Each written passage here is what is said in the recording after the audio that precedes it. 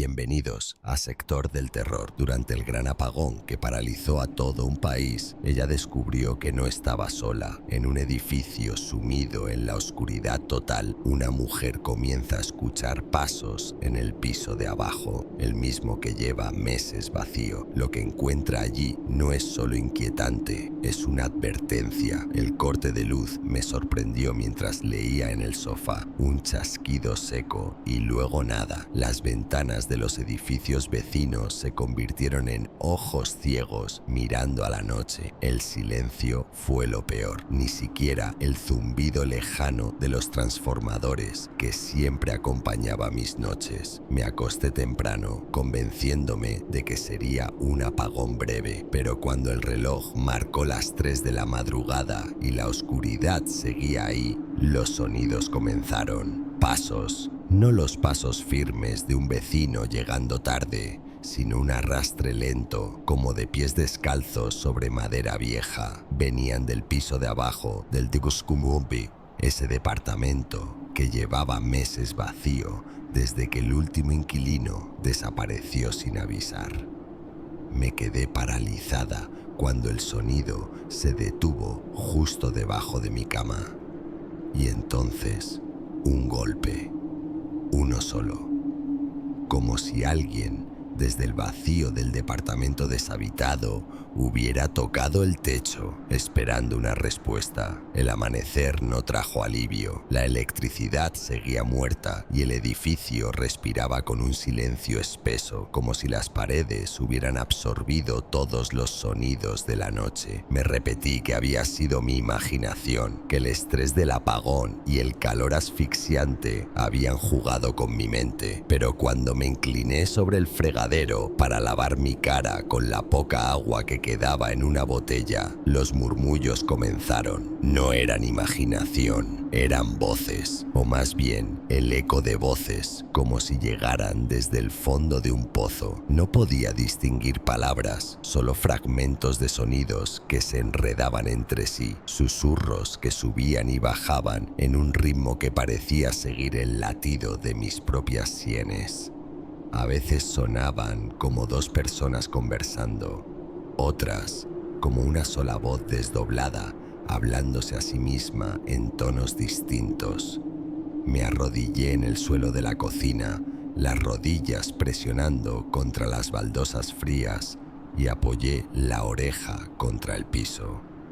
El murmullo se hizo más claro, como si al reducir la distancia pudiera descifrar lo que decían. Fue entonces cuando llegaron los golpes, 3 impactos secos, vibrantes, que resonaron justo debajo de mi oído, tan fuertes que sentí el eco en los huesos. Me levanté de un salto, el corazón golpeándome las costillas como un animal enjaulado. Corrí al teléfono, sabiendo de antemano que no tendría señal, pero necesitaba hacer algo, cualquier cosa que me devolviera una pizca de control. La pantalla permaneció negra, indiferente. El resto del día lo pasé en silencio, conteniendo cada movimiento, cada respiro, como si pudieran escucharme desde abajo. Pero por la noche, cuando me acosté y apagué mi linterna, los susurros regresaron. Esta vez eran diferentes. No venían del piso. Venían de la pared junto a mi cama, y por primera vez pude distinguir una frase, clara y nítida, como si alguien hubiera apoyado los labios contra el yeso para susurrarme al oído. Clara, ya sabes que estamos aquí. El amanecer del tercer día encontró el edificio sumido en un silencio espeso. El calor se había vuelto insoportable, pegajoso, como si las paredes sudaran angustia. Decidí que era hora de buscar respuestas. Salí de mi departamento con determinación fingida, las manos temblorosas aferradas a la linterna que ahora era mi única compañera. El pasillo del cuarto piso estaba en penumbras, la luz de emergencia agotada hace horas. Mis pasos resonaban con eco metálico en la escalera mientras descendía. En el tercer piso, golpeé la puerta de la señora Martínez. Cuando apareció, su rostro se iluminó por un segundo antes de endurecerse. ¿También los escuchaste?, le pregunté directamente. Sus ojos, normalmente cálidos, se volvieron opacos. Negó con la cabeza demasiado rápido, sus dedos huesudos apretando el marco de la puerta hasta blanquear los nudillos. No sé de qué hablas, niña. Con este calor, todos estamos nerviosos. Pero cuando intenté asomarme por encima de su hombro, vi la barricada de muebles apilados contra su pared sur, la que daba al hueco de la escalera, y en el suelo, salpicaduras de cera seca formando círculos protectores. El administrador fue igual de evasivo. Lo encontré bebiendo solo en la lavandería del sótano. Botellas vacías, alineadas como testigos mudos. Se rió cuando mencioné el Dushkobe, una risa demasiado aguda. Lleva vacío desde que el japonés se fue, ¿no te acuerdas? Pero yo sí recordaba. Recordaba demasiado bien al señor Hasegawa, su sonrisa cortés, como siempre parecía saber cuándo llegaba a casa, cómo desapareció una noche de noviembre sin llevarse nada, ni siquiera su colección de cámaras antiguas. Al regresar a mi piso, el quinto vecino, el joven que siempre fumaba en la escalera, me detuvo con una mano helada en el hombro. «No preguntes más», susurró, su aliento oliendo a menta y algo más profundo, metálico. Algunos inquilinos nunca se van del todo. Esa noche, mientras intentaba dormir sentada en el sofá, alguien tocó mi puerta. 3 golpes precisos, idénticos a los que había escuchado bajo mis pies. Me acerqué sigilosamente, conteniendo la respiración, y abrí de golpe. El pasillo estaba vacío, pero en el umbral, una mancha húmeda con forma de huella descalza brillaba bajo la luz de mi linterna. Y más allá, en la escalera, algo o alguien arrastraba los pies hacia abajo, hacia el Diobe. La madrugada encontró mis dedos temblorosos alrededor de la linterna, su luz amarillenta cortando la oscuridad como un cuchillo desafilado. No podía quedarme esperando, no después de lo que había visto en el umbral. Las huellas húmedas se habían secado, pero su forma permanecía grabada en mi mente. Largas, demasiado largas para ser humanas, con los dedos marcados de manera extrañamente uniforme, como si nunca hubieran pisado el suelo antes. El descenso por la escalera fue una pesadilla de sombras danzantes. Cada crujido del edificio me hacía detenerme, el corazón golpeando contra las costillas. El pasillo del segundo piso olía a polvo y algo más, algo rancio que se pegaba al paladar.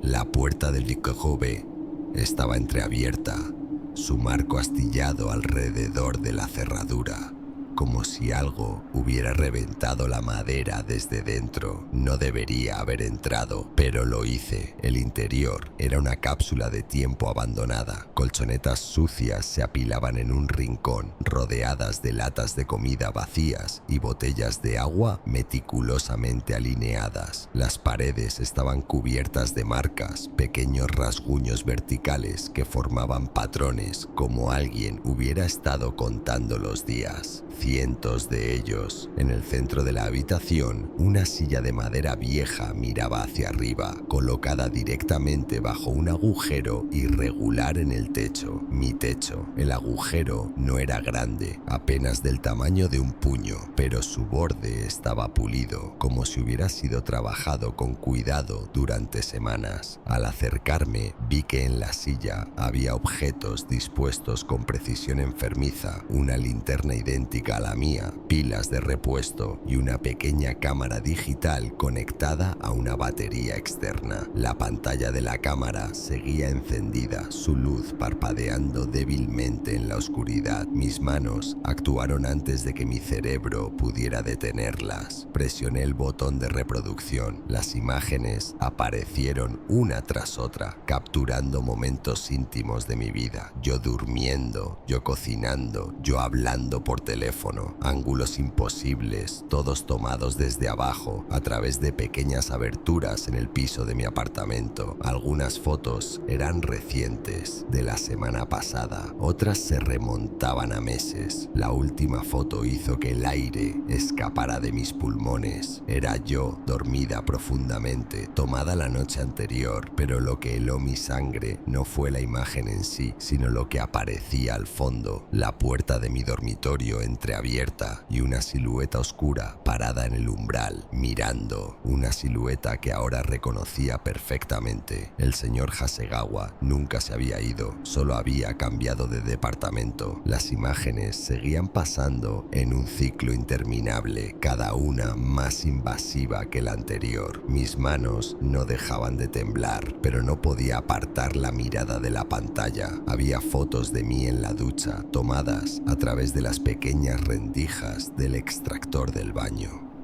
Otras de mi cama, capturadas desde un ángulo bajo, como si alguien hubiera estado tendido en el suelo, observando. Pero lo peor no eran las fotos, eran los videos, archivos cortos, apenas unos segundos, donde podía escuchar mi propia voz hablando por teléfono, riendo, incluso cantando bajo la ducha. El audio era claro, íntimo, como si el micrófono hubiera estado a centímetros de mi boca, y en cada uno de ellos, al fondo, se escuchaba una respiración lenta y controlada. La cámara tenía más archivos, muchos más, carpetas organizadas por meses, por días, por horas. Un registro meticuloso de cada uno de mis movimientos. Pero lo que me detuvo en seco fue la última carpeta, etiquetada simplemente con la palabra próximo. Dentro solo había un video. La miniatura mostraba mi dormitorio vacío, capturado desde el mismo ángulo bajo, como si la cámara estuviera escondida bajo mi cama. El tiempo de grabación indicaba que duraba casi 3 horas. No lo toqué, no me atreví. En cambio, levanté la linterna y la apunté hacia el agujero en el techo. La luz reveló algo que no había notado antes. El borde estaba manchado de un color oscuro, casi marrón, seco, pero no lo suficiente como para ocultar lo que era: sangre. Y entonces lo entendí. El agujero no era solo para mirar, era para escuchar, para esperar, para saber exactamente cuándo estaba sola. El polvo flotaba en el haz de mi linterna mientras revolvía entre los objetos dejados atrás, bajo la silla, casi como si hubiera sido colocado allí deliberadamente para que lo encontrara. Había un cuaderno de tapa negra. Las páginas estaban amarillentas en los bordes, como si hubieran sido ojeadas una y otra vez a lo largo de los años. Al abrirlo, la letra me resultó familiar, pulcra, casi clínica en su precisión, pero con una inclinación extraña en los trazos finales, como si la mano que escribió estas palabras hubiera temblado de emoción. Hoy ha vuelto a llevar ese vestido azul, el que le queda tan bien. Se ha quedado dormida en el sofá otra vez. Tiene sueño inquieto, se mueve mucho. Las entradas se sucedían día tras día, cada una más detallada que la anterior. Mis hábitos, mis horarios, mis estados de ánimo, todo registrado con la obsesión meticulosa de un científico estudiando su espécimen favorito. Ha cambiado la marca de su champú. El olor no es tan dulce como antes. Extraño el aroma antiguo. Hoy lloró mientras hablaba por teléfono. Quise consolarla. Casi subí, pero no es el momento adecuado, todavía no. Pasé páginas con dedos cada vez más fríos, hasta llegar a la última entrada. La fecha de hoy. Y debajo, una sola línea subrayada 3 veces en tinta roja. Hoy es el día. Por fin subiré. Estará esperándome. El cuaderno cayó de mis manos al mismo tiempo que un sonido provenía del techo, mi techo. Un arañazo lento, deliberado, como si alguien o algo estuviera arrastrando cuidadosamente un mueble sobre las tablas, directamente sobre mi dormitorio. El sonido sobre mi cabeza me paralizó.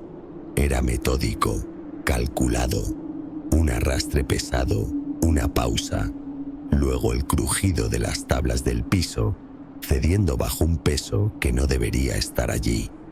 Apagué la linterna. La oscuridad me envolvió como un sudario. Los escalones de la escalera de emergencia crujieron bajo mis pies mientras subía de 2 en 2, cada músculo tenso para no hacer ruido.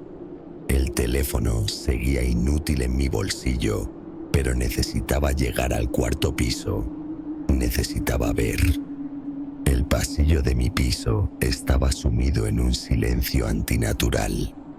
Ni un televisor, ni una radio, ni siquiera el murmullo de los vecinos.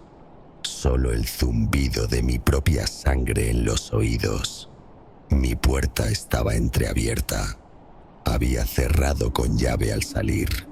Lo recordaba con absoluta certeza. Las marcas en el suelo eran lo primero que vi al entrar. Huellas de barro seco formando un camino directo desde la entrada hasta mi dormitorio. No eran pisadas humanas, sino algo más parecido a arrastres, como si alguien hubiera caminado de puntillas mientras cargaba un peso considerable. La linterna comenzó a parpadear. Primero, pues fue un titubeo casi imperceptible.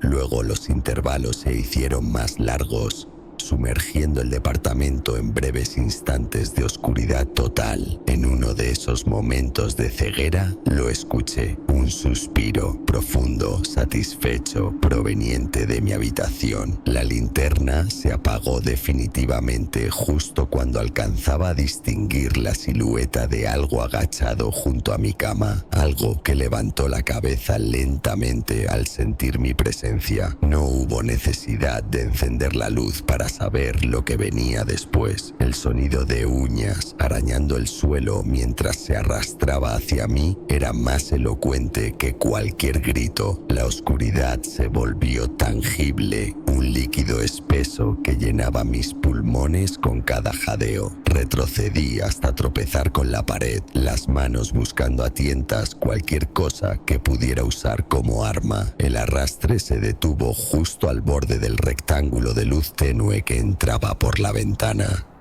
Un olor a tierra húmeda y sudor viejo inundó la habitación, más fuerte que cuando había estado en el Tegucigalpa, porque ahora la fuente estaba aquí, en mi espacio, respirando mi aire. La linterna dio un último espasmo de vida, iluminando por una fracción de segundo la figura arrodillada junto a mi cama. El señor Hasegawa, pero no como lo recordaba. Su traje impecable ahora eran harapos terrosos. Sus manos, alguna vez delicadas, se habían convertido en garras con uñas negras y quebradas. Y su sonrisa, esa sonrisa cortés que tanto le caracterizaba, se había estirado hasta mostrar demasiados dientes. Clara-chan, susurró con una voz que goteaba nostalgia. Te extrañé tanto. Me lancé hacia el baño, pero algo se enredó en mis pies. Las cobijas. Él había deshecho mi cama, preparando el espacio como si fuéramos a jugar a las casitas. Rodé por el suelo justo cuando sus dedos rozaron mi tobillo. La linterna se encendió milagrosamente al chocar contra el piso, revelando lo que había estado oculto bajo mi cama todo este tiempo. Un agujero recién hecho, los bordes astillados hacia adentro, como si hubiera sido excavado desde abajo. desde su departamento.